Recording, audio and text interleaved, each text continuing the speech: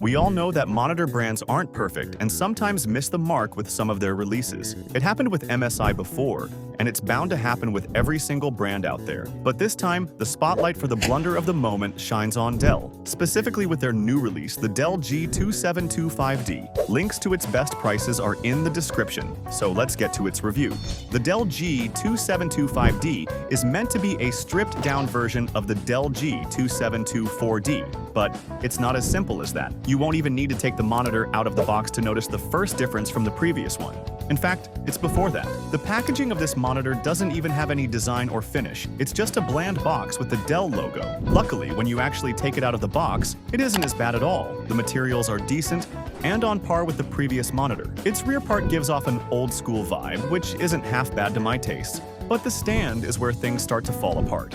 Apart from being a non-ergonomic stand, it takes up a huge chunk of the free desk space. By now, it's no secret that V-shaped stands are pretty unpopular, and I think Dell made a misstep here by not sticking with the design from the other model. The use of a joystick should have been another thing they carried over from the previous model, but instead, they decided to go with the dated buttons. Not that it matters for daily use, but it can be annoying, especially if you're used to the joystick. I hate to say it, but the downsides are just beginning. Moving on to the panel itself, this monitor uses a BOE-IPS panel that has some issues with viewing angles and color accuracy out of the box. One of the main benefits of IPS panels is the wide viewing angles without color distortions, but the panel used here does the opposite. It has this irritating vignette effect if you swivel the monitor about 30 degrees to the side, which pairs with the color distortion and pushes it to lower levels, even compared to other panels like VA and TN. Some are even comparing this performance to a TN panel, which is known for its awful viewing angles, but I'd say that's a bit of a stretch. It's not that bad, it's just not what you'd expect from an IPS panel.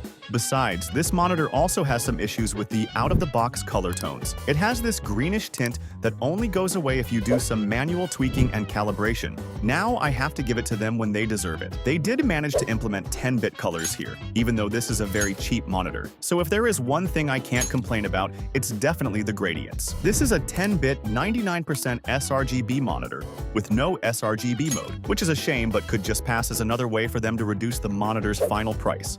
When you think about it, this could have been an awesome screen if it wasn't for the viewing angle issue. It has an awesome brightness of around 400 nits, which won't leave you hanging even in a bright room. A great 1440p 180Hz combo that heavily enhances its sharpness and speed, making gaming more immersive and fluid. And of course, an awesome price for a 1440p monitor. But when you finally realize that you could be paying about $20 more, or even less, for a 50% better monitor, this one turns into a bad joke of a screen. As for my recommendations for a good 1440p 27-inch display, that isn't that expensive. Check out the MSI Mag 275QF. It has basically the same price and is better in every way than this one, except in the brightness department. Also, check out the Dell G2724D, which is the version they used as a base to make this mess. That monitor is actually a good one and a way better version of this one. It was, for a whole year, considered the best budget 1440p monitor of 2024. Only now, as some other choices are coming to light,